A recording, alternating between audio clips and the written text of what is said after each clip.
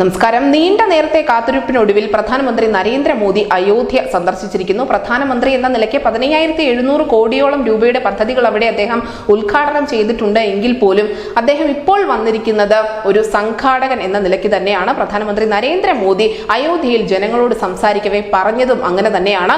ഞാൻ ഈ പരിപാടിയുടെ സംഘാടകനാണ്, ഇതിന്റെ മേൽനോട്ടം വഹിക്കുന്ന ആളാണ്, ഒരു സാധാരണ പ്രവർത്തകനാണ് എന്ന നിലയ്ക്ക് തന്നെയാണ് മോദി അവിടുത്തെ ജനങ്ങളോട് സംസാരിച്ചത്. എന്തായാലും മോദി അവിടെ സംസാരിച്ചതിൽ ഏറ്റവും പ്രധാനപ്പെട്ട കാര്യം എന്തെന്നാൽ അയോധ്യയിലെ പ്രതിഷ്ഠാ ദിനം വീടുകളിൽ കൂടി ആചരിക്കണം എന്നുള്ള ഒരു ആഹ്വാനമാണ്. ജനുവരി 22-ാം തീയതി അയോധ്യയിൽ പ്രതിഷ്ഠാ ദിന ചടങ്ങ് നടക്കുമ്പോൾ രാജ്യത്തെ ഓരോ വീടുകളിലും അത് ആഘോഷമാക്കണമെന്നാണ് മോദി പറഞ്ഞിരിക്കുന്നത്. മാത്രമല്ല ജനുവരി 22-ാം തീയതി തന്നെ അല്ലെങ്കിൽ അതിനോട് അടുത്ത ദിവസങ്ങളിൽ തന്നെ അയോധ്യ സന്ദർശിക്കാൻ ആരും വരരുത് എന്നുള്ള അഭ്യർത്ഥന കൂടി മോദി മുന്നോട്ട് വെക്കുന്നുണ്ട്. കാരണം അത്ര വലിയ തിരക്കായിരിക്കും അയോധ്യയിൽ അനുഭവപ്പെടാൻ പോകുന്നത്. ഒരുപാട് ആളുകൾ ഒന്നിച്ചു ചെല്ലുമ്പോൾ ഒരുപക്ഷെ നിലവിൽ ഒരുക്കിയിരിക്കുന്ന സൗകര്യങ്ങൾ മതിയാവാതെ വരും, അതിന് പരിമിതികളുണ്ട്.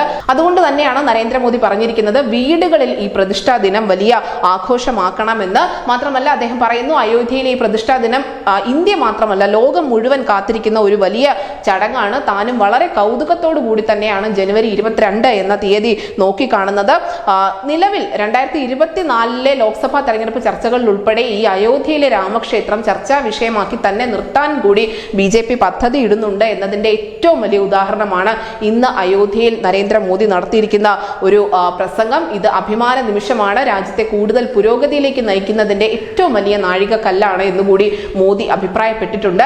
എന്തായാലും നരേന്ദ്രമോദിയുടെ ഈ ഒരു ആഹ്വാനം അത് രാജ്യം ഒന്നടങ്കം ഏറ്റെടുക്കുകയാണെങ്കിൽ തീർച്ചയായും അയോധ്യയിൽ പ്രതിഷ്ഠാ ദിനം നടക്കുന്ന വേളയിൽ തന്നെ രാജ്യത്ത് എല്ലാ ഹൈന്ദവ വിശ്വാസികളും അല്ലെങ്കിൽ രാമക്ഷേത്രത്തെ അനുകൂലിക്കുന്ന എല്ലാ ആളുകളും അവരവരുടെ വീടുകളിൽ ദീപം തെളിയിച്ചുകൊണ്ടും അല്ലെങ്കിൽ മധുര പലഹാരങ്ങളൊക്കെ വിതരണം ചെയ്തുകൊണ്ടും അത് വലിയ ആഘോഷമാക്കുമെന്ന് തന്നെ കരുതാം. ന്യൂസ് ഡെസ്ക് ന്യൂസിന്റെ മലയാളം.